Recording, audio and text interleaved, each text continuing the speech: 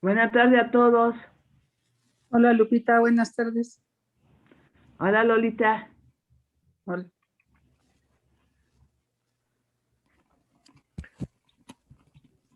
Buenas tardes, vamos a comenzar con la lección de hoy acerca de los iconos marianos en el Concilio de Nicea. En el nombre del Padre, del Hijo y del Espíritu Santo. Amén. Dios te salve María, llena de gracia, el Señor está contigo. Bendita eres entre todas las mujeres y bendito es el fruto de tu vientre, Jesús. Santa María, Madre de Dios, ruega por Dios, nosotros los ruega pecadores. por nosotros los pecadores, ahora y en la hora de nuestra muerte. Amén. María, Madre de gracia, Madre de misericordia. En la vida y en la muerte, ampáranos, Gran Señora. Gloria al Padre, y al Hijo, y al Espíritu Santo. Como era en el principio, ahora y siempre, por los siglos de los siglos. Amén. En el nombre del Padre, y del Hijo, y del Espíritu Santo. Amén. Estamos con este texto del profesor de Fiores. Como ven, es un documento muy largo que pretende ir analizando de una manera exhaustiva lo que se refiere a la Virgen Santísima desde los orígenes de la Iglesia, es decir, desde que la Virgen fue llamada para ser Madre de Dios hasta la actualidad, digamos, el siglo pasado, el año... Pues el profesor de Fiores muere hacia el 2007, entonces pues algo habrá podido investigar en los primeros años del siglo XXI. Y es lo que estamos viendo en este documento que nos dejó como herencia, en donde él, con el amplio conocimiento que tiene de la Mariología, pues quiso escribir este libro, este documento, María Síntesis de Valores, y nos lo ha dejado para que nosotros veamos hasta dónde llegó la capacidad del pensamiento de este profesor, Stefano de Fiores, que pues estuvo durante unos 25 años dando clase de Mariología. Él fue sacerdote de la congregación de San Luis María Griñón de Montfort, Monfortano, le decíamos allá en Roma, y él pues todo el tiempo, toda la vida, los últimos 25 años de su vida o 30, se dedicó a dar clase de Mariología. Por eso encontramos tantos datos acerca de la fe de la Iglesia en la Virgen María, como nos lo relata, nos lo propone en este documento el profesor Stefano de Fiores. Es pues un documento muy rico, muy lleno de datos, que nos permite profundizar un poco en el conocimiento de las virtudes de la Virgen María, pero también en el conocimiento de la veneración. De qué manera nosotros podemos venerar, podemos rendirle culto a la Virgen, porque acuérdense lo que dice el dicho, el que no conoce, pues no es capaz de amar. Solamente conociendo podemos amar a la Virgen Santísima, según estos datos que investigó el profesor Stefano de Fiores. Entonces vamos a continuar con la lectura. Estamos en el inciso 3, los iconos marianos y el oros del Concilio de Nicea. Aquí se refiere al Concilio de Nicea II, que se llevó a cabo en el 787 después de Cristo. Y entonces, pues, dice aquí el profesor que ante la Virgen Santísima los cristianos tenían cierta reticencia a orar ante la imagen, ante una estatua de la Virgen. Y es una actitud que caracteriza a los cristianos del siglo II, según el testimonio que nos ofrecen los padres de la Iglesia, Celso y Cecilio, quienes echan en cara a los fieles de la religión católica cristiana que no tengan ni altares, ni simulacros, ni templos. Es decir, ni un lugar donde ofrecer la Eucaristía, ni un lugar en donde reflejar, mirar la imagen de la Virgen, un lugar en donde pueda reunirse el grupo de la iglesia, los fieles creyentes y venerar a la Virgen Santísima. Este es un reproche que los padres de la iglesia le echan en cara a los creyentes, a los recién convertidos del paganismo hacia el catolicismo, hacia el cristianismo, que no eran capaces de tener un altar, un simulacro, es decir, una imagen o un templo donde venerar a María Santísima. A pesar de estas diatribas, de esta discusión, los padres Eusebio de Cesarea y Epifanio de Salamina nos ofrecen el relato de cómo se engalanaban las iglesias a los que ellos pertenecían. Y esas iglesias las adornaban con imágenes, con mosaicos o con esculturas de la Virgen María. Es lo que dice aquí el texto, refiriéndose a Eusebio de Cesarea y Epifanio de Salamina, que son dos padres de la iglesia que mueren hacia el siglo V después de Cristo. Entonces, tienen estos padres de la iglesia, Eusebio de Cesarea y Epifanio de Salamina, tienen el testimonio de que en algunas iglesias sí encontraban ellos imágenes de la Virgen, mosaicos representativos de María o de Cristo y esculturas, además de las que representan a Cristo y a los santos. Por ejemplo, el profesor de Fiores nos habla otra vez de las imágenes representadas en las paredes de las catacumbas o en los mosaicos de la iglesia como Santa María Mayor en Roma, o en los mosaicos de las iglesias de Ravenna, que son del siglo V y VI, o en los mosaicos en las figuras de las numerosas iglesias de Constantinopla dedicadas a María Santísima a partir del siglo IV, V, VI y VII. Como ven entonces, pues aquí el profesor de Fiores nos da una panorámica de las imágenes de la Virgen que adornaban los templos cristianos en esos siglos de la iglesia, en el IV, V, VI y VII. ¿Qué, mi amor? ¿Esquites quieres? Teresa, voy a apagar su micrófono porque hay algo raro. ¿Qué? Por si lo... No, no, ¿cómo crees que está sudando? No.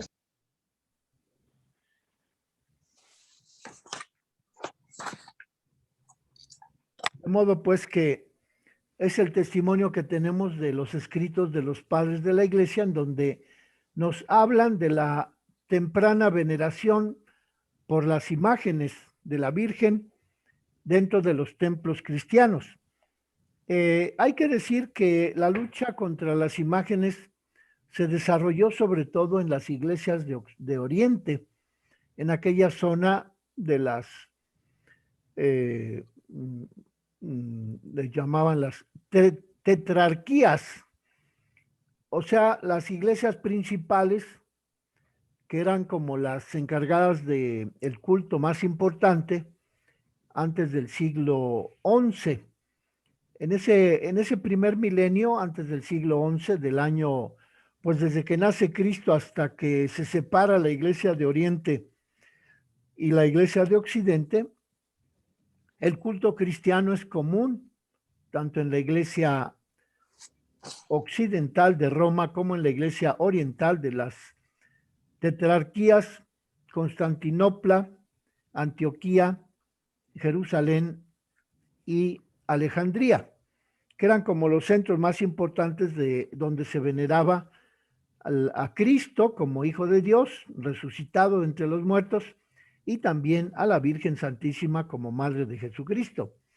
Y entonces tenemos que en el siglo VII, allá en esa zona oriental, en donde encabezaban a los fieles las iglesias de Constantinopla, de Antioquía, de Jerusalén y de Alejandría, hubo un conflicto respecto de las imágenes. Esa lucha contra las imágenes se originó con el emperador del Imperio Romano, que se llamó León Isáurico. Este emperador del Imperio Romano del siglo VII después de Cristo comenzó un movimiento de destrucción de las imágenes. Y ese movimiento de destrucción de las imágenes llevará a la Iglesia durante más de un siglo, durante el cual se destruyeron muchas imágenes de la Virgen, muchas imágenes de Cristo, muchos cuadros, mosaicos, porque ese emperador León Isáurico condenó a todos los que veneraban a Cristo o a la Virgen a través de las imágenes. Las causas de esa lucha contra las imágenes consisten en que algunos padres, obispos, fieles, pensaban que respecto de las imágenes podían provocar estas imágenes una teología equivocada, ya que se acentuaba la representación gráfica, pictográfica, icónica, y no se daba el culto debido a la realidad divina de Dios, de Jesucristo, o a la realidad histórica de la Virgen María. De ahí siguió la prohibición de representar a Cristo, a la Virgen, a Dios. Los que estuvieron a favor del emperador León Isáurico hicieron la guerra contra los creyentes que veneraban a Cristo, a la Virgen y a los santos en las imágenes o a través de las imágenes representativas o pinturas o iconos o estatuas. Entonces los iconoclastas, es decir, los que estaban en contra de la mediación de las imágenes, exponen su aberración al culto debido a Dios a través de las imágenes, en primer lugar en referencia con Cristo, porque plantean un dilema aparente. Dice León Isáurico, si se pretende representar la sola humanidad de Cristo, entonces se divide a Cristo como hacen los nestorianos. Si se pretende representar las dos naturalezas, entonces se confunden las dos naturalezas, como hacen los seguidores de Eutíques. Esto lo decía uno de los teólogos a favor de la iconoclastia, es decir, aquellos que estaban de acuerdo en destruir las imágenes, porque en la representación pictográfica se pretendía representar solamente la humanidad de Cristo y entonces se separaba la divinidad. O bien los pintores o artistas, escultores que querían representar tanto la naturaleza divina como la naturaleza humana, encontraban que había confusión en esa representación de las dos naturalezas de Cristo.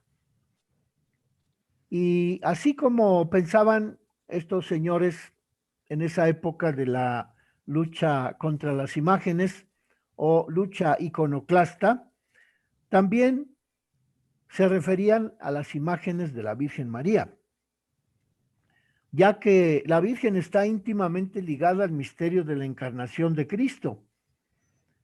Por ello, también las imágenes de la Virgen fueron destruidas en esa época, durante casi 100 años, con este emperador del Imperio Romano de Oriente, León Isáurico. Y el hijo de León Isáurico, que muere en el año 740, llegará a prohibir incluso que se reciten las oraciones a la Virgen Santísima, como es la oración a las Theotokos. Y ese mismo hijo del emperador León Isáurico, que se llamaba Constantino Coprónimo, amenaza de muerte a cuantos recurran a la intercesión de la Virgen María. El que organizó la lucha contra las imágenes, León Isáurico, habla acerca de que el patriarca de Constantinopla debía continuar con la política de guerra contra las imágenes, así como también lo hicieron los papas Gregorio II y Gregorio III. Pero el patriarca de Constantinopla, Germano, decía que prefería que los que veneraban las imágenes fueran desterrados, mientras que ambos pontífices de Roma, los papas Gregorio II y Gregorio III, rechazaban el destierro como castigo a los creyentes que veneraban a Dios a través de las imágenes. Y esto llevó a que, como consecuencia, que después del año 733, en Grecia, en Calabria, en Sicilia, quedaron enajenadas esas provincias de Grecia, Calabria, Sicilia, fueron enajenadas respecto de la jurisdicción de Roma. Es decir, que no había una comunicación directa entre estas provincias de las iglesias bizantinas del Oriente en relación con Roma. Y unieron estos iconoclastas a esas iglesias de Grecia, Calabria y Sicilia, las unieron al patriarcado de Constantinopla. Es decir, las separaron de la jurisdicción del Papa de Roma y las unieron bajo la jurisdicción del patriarca de Constantinopla, que también era obispo. Y así en el año 754, el emperador Coprónimo convoca un concilio, el cual se llevó a cabo sin que estuvieran presentes todos los patriarcados que se habían convocado, es decir, Constantinopla, Antioquía, Jerusalén y Alejandría. Ese concilio, convocado por el emperador Coprónimo en el Oriente en el año 754, no contó con la presencia de los representantes de otros patriarcados. De modo pues que allí prevalecieron los de la línea dura, los que decían que no había que venerar a Dios, a Cristo, a la Virgen a través de las imágenes. Y entonces en ese concilio, convocado por Coprónimo, se llegó a condenar el culto a las imágenes y se llegó a decir que no se podía representar a Cristo a través de ningún icono, de ninguna imagen, de ninguna escultura. A eso llegaron los iconoclastas que se reunieron en ese concilio de Constantinopla en el año 754, convocados por el emperador romano de ese imperio romano de Oriente, que se llamaba Coprónimo. Por el otro lado, los defensores de los iconos como medios para venerar a la Virgen, a los santos, a Cristo, estaban representados por un monje llamado Juan Damasceno, que murió hacia el año 749. Este monje Juan Damasceno proclamó 3 discursos y con esos discursos rebate los argumentos de los que odiaban las imágenes, ya que para este monje Juan Damasceno, los iconos representativos de la Virgen, de Jesucristo, de los santos, están vinculados con el orden de la salvación. Es decir, quien rechaza un icono está rechazando también la realidad representada por ese icono. Es decir, que el monje Juan Damasceno propone que se venere a Cristo, a la Virgen, a los santos a través de las imágenes, porque las imágenes hacen visible la realidad divina que no se ve, pero que a través de la representación del icono, de la figura, de la estatua, se puede representar esa realidad que no se puede ver porque es una realidad divina, trascendente, invisible. Acerca de la Virgen María, también defiende Juan Damasceno las imágenes que la representan, ya que a través de las imágenes se garantiza la comprensión del misterio de la encarnación de Cristo en el seno de la Virgen María. Entonces, pues, la lucha entre los que estaban en contra de la representación de Dios, de Cristo, de la Virgen, de los santos con imágenes, se ponen en contra de los que sí querían representar a Cristo, a la Virgen, a los santos. Pero la lucha duró aproximadamente un siglo, hasta que comenzó a gobernar en el Imperio Romano de Occidente la emperatriz Irene, quien escribe al Papa para comunicarle que ha convocado a un concilio en la ciudad de Nicea, que está en el oriente de la península de Capadocia, y esta emperatriz Irene propone que en ese concilio, para el año 787, se reúnan 350 obispos, representantes del Papa y de los patriarcas, y un número considerable de monjes. A esa reunión, los padres conciliares aceptaron la invitación de la emperatriz Irene,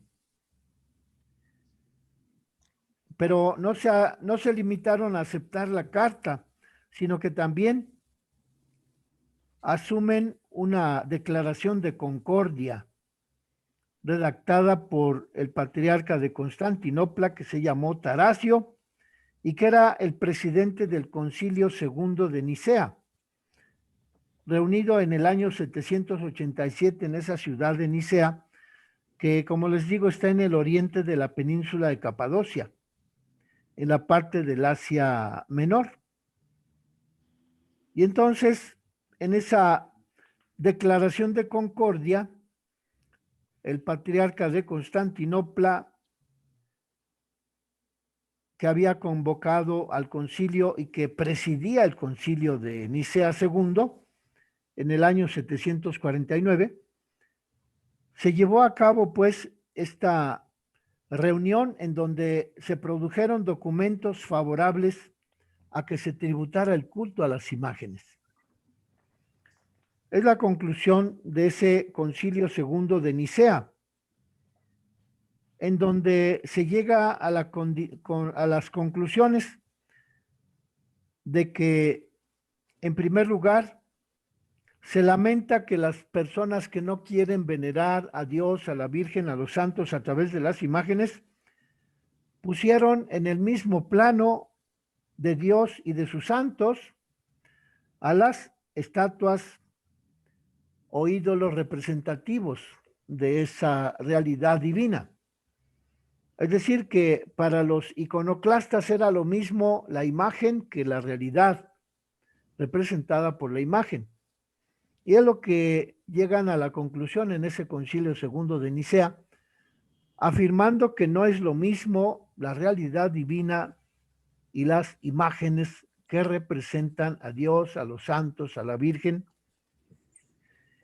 Y luego también ese concilio declara que los iconos, es decir, las representaciones de Cristo, de la Virgen, de los santos, son legítimas, porque a semejanza de la cruz, también las imágenes de los santos y de Cristo y de Dios deben ser expuestas en las iglesias, en las casas y en las calles, ya sean imágenes del Señor y Dios, Salvador nuestro Jesucristo, o las imágenes de la Inmaculada Madre Señora nuestra, Santa Madre de Dios, ya sean las imágenes de los ángeles, o de los santos, o de los hombres piadosos. Es la conclusión a la que llega el Concilio de Nicea II acerca de la veneración a las imágenes. Entonces, en primer lugar, se deplora que los que odian las imágenes pongan en el mismo plano a la realidad divina representada por la imagen y la imagen misma. Y enseguida favorecen la exposición de las estatuas, de las imágenes de Cristo, de Dios, de la Virgen, de los santos en las iglesias, en las casas y en las calles. Ya sean imágenes de Cristo, ya sean imágenes de la Virgen, ya sean imágenes de los santos o de los ángeles. Y entonces la definición del Concilio Segundo de Nicea dice lo siguiente: cuanto más vistos son continuamente en la imagen, tanto más los que lo ven son inducidos al recuerdo y al deseo de los originales, y a tributarles el respeto y veneración de honor, pero no la verdadera adoración, que según nuestra fe corresponde únicamente a la naturaleza divina. El honor que se le concede a la imagen va dirigida al prototipo, es decir, a aquella realidad divina representada por la imagen. Y quien se postra ante la imagen, lo que hace es postrarse ante la realidad divina de la persona representada en esa imagen. Esta es la conclusión del Concilio de Nicea II del año 749, en donde se defiende la veneración a la realidad divina a través de la realidad material que son las imágenes. Y entonces, pues, a esa conclusión llegaron los defensores del culto divino a través de las imágenes, pero aquellos que estaban contrarios a la veneración de las imágenes para a través de ellas venerar la realidad divina, pues siguieron actuando a su manera y no quisieron venerar las imágenes. De modo que esa lucha perduró todavía por varios siglos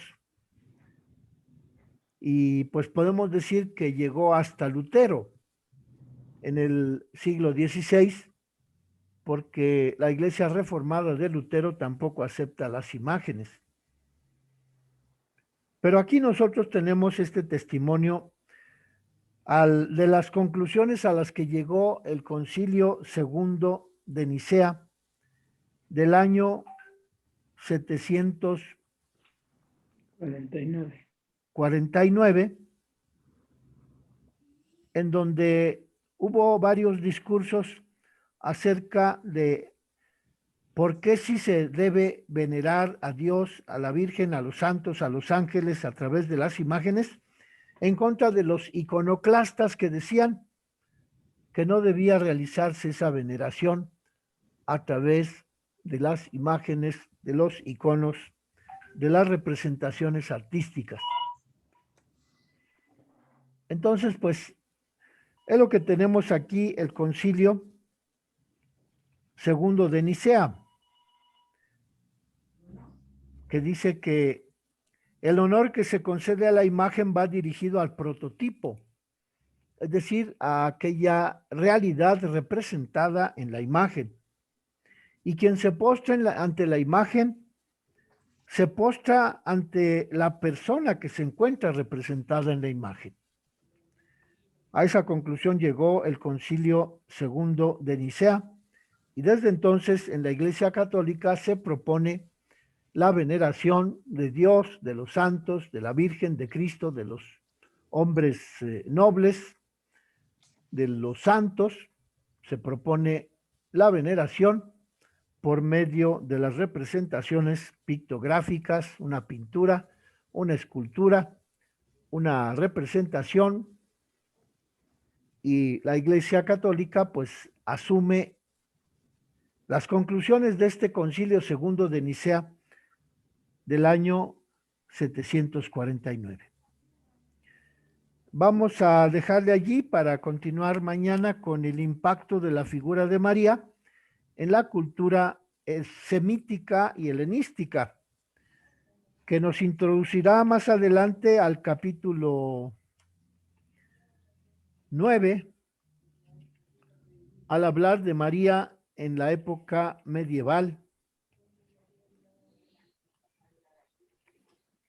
Entonces, por favor, si pueden leer otra vez este tema, yo les voy a mandar al ratito la grabación de esta explicación de la lucha iconoclasta que culminó con el Concilio Segundo de Nicea en el 749. En el nombre del Padre, del Hijo y del Espíritu Santo. Amén. María, Madre de Gracia, Madre de Misericordia, En la vida y en la muerte, ampáranos, Gran Señora. Que pasen muy buenas tardes. Gracias, Fray. Gracias, Fray, igualmente. Nos vemos mañana, Dios mediante. Bendiciones. Primero Dios. Gracias. Gracias. Gracias. Mañana.